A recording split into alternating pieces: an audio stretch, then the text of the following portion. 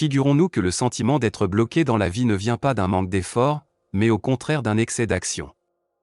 Pour Jung, l'âme ne s'exprime pas dans l'agitation, mais dans le calme. Parfois, les plus grandes révélations surviennent au moment où l'on cesse de courir, de tout contrôler, de forcer les choses et où l'on se contente d'être.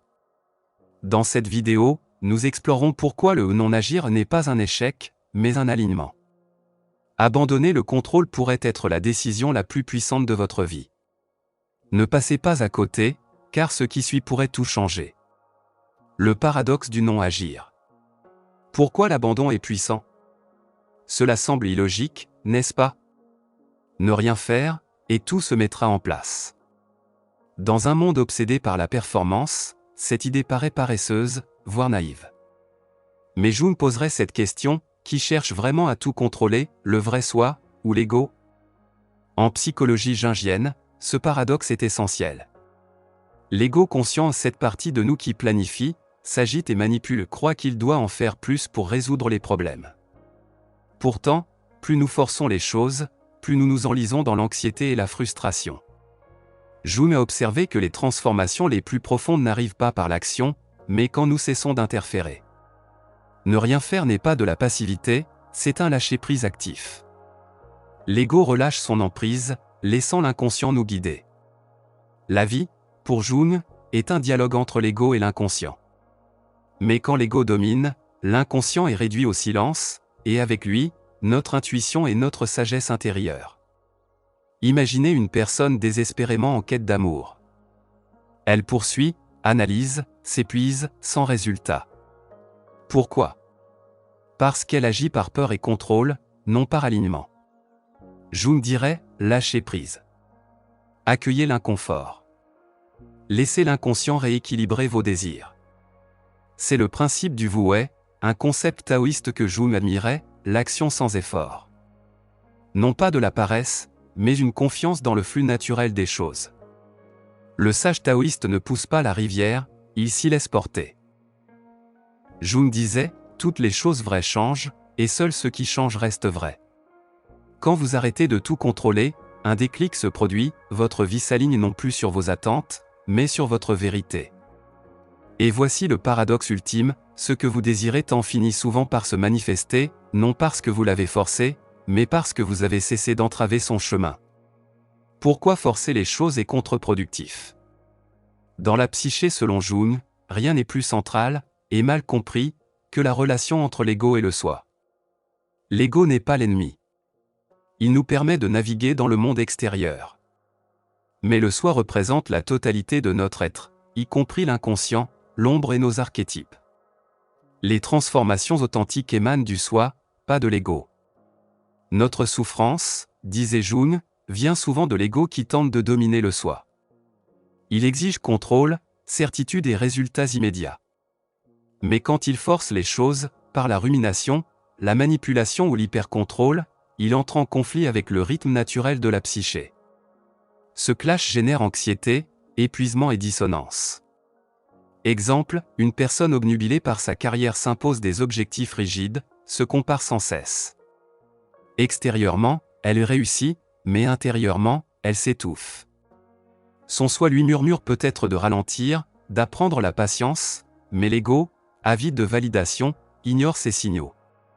C'est pourquoi Jung insistait sur l'individuation, un processus lifelong pour harmoniser ego et soi. Il ne s'agit pas de réussite sociale, mais d'intégrer toutes les parts de soi. Et parfois, la première étape est l'arrêt de la compulsion de contrôle. Quand nous renonçons à tout faire arriver, nous percevons des signaux subtils de l'inconscient, rêve, intuition. Mais pour les entendre, il faut faire taire l'ego. Imaginez un GPS ignoré, le soi est la voie guidante, mais l'ego, sûr de lui, couvre le son puis s'étonne de se perdre. Cas concret, dans les relations toxiques, l'ego pense, si je m'investis plus, l'autre changera.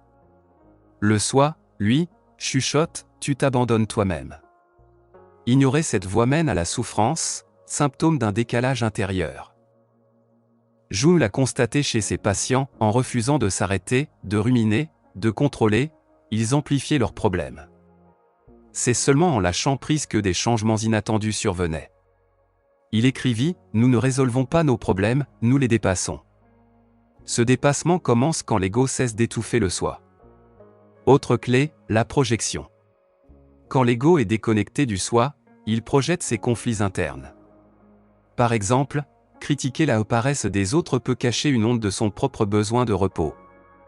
Pour l'ego, ne rien faire est une menace, il y voit un échec. Mais le soi réclame peut-être ce repos. Au lieu de l'écouter, l'ego s'épuise davantage.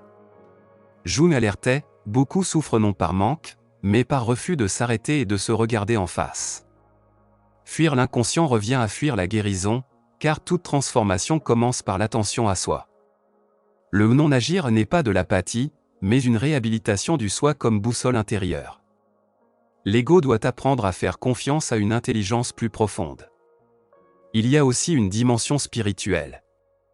Jung, influencé par le mysticisme et le taoïsme, voyait l'abandon comme sacré, non une capitulation, mais un alignement avec une volonté supérieure ou avec le flux naturel, le Tao. Psychologiquement, le lâcher-prise déstabilise.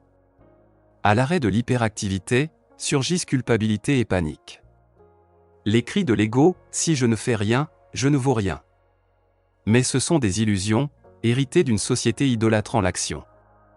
La liberté intérieure naît quand on brise ces illusions. En osant le silence, on entend enfin son vrai soi, non ce que l'ego exige, mais ce que nous sommes. Enfin, le temps du soi n'est pas celui de l'ego. L'ego exige des résultats maintenant, le soi, lui, suit des cycles, comme la nature.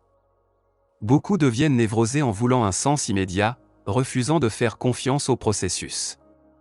Le non-agir devient alors un acte de foi, je crois qu'une intelligence plus vaste œuvre en moi.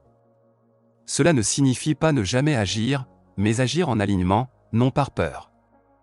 Parler quand c'est juste, bouger quand c'est fluide, aimer quand le cœur est ouvert. Pour Jung, le non-agir n'est pas une fuite, c'est un retour à l'équilibre, au soi, au rythme naturel de votre évolution. Et si le vrai courage n'était pas dans l'effort, mais dans l'abandon ? Jung nous invite à un renversement radical, ce n'est pas en faisant plus que l'on se libère, mais en acceptant de ne plus lutter. Le non-agir n'est pas une fuite, mais une reconnexion profonde à soi. C'est dans le silence intérieur que l'âme parle, que l'intuition émerge, et que la vie reprend son cours, non selon nos plans, mais selon un ordre plus vaste, plus juste. Alors, la prochaine fois que vous vous sentez perdu ou épuisé, posez cette question, et si j'arrêtais, pour enfin avancer ?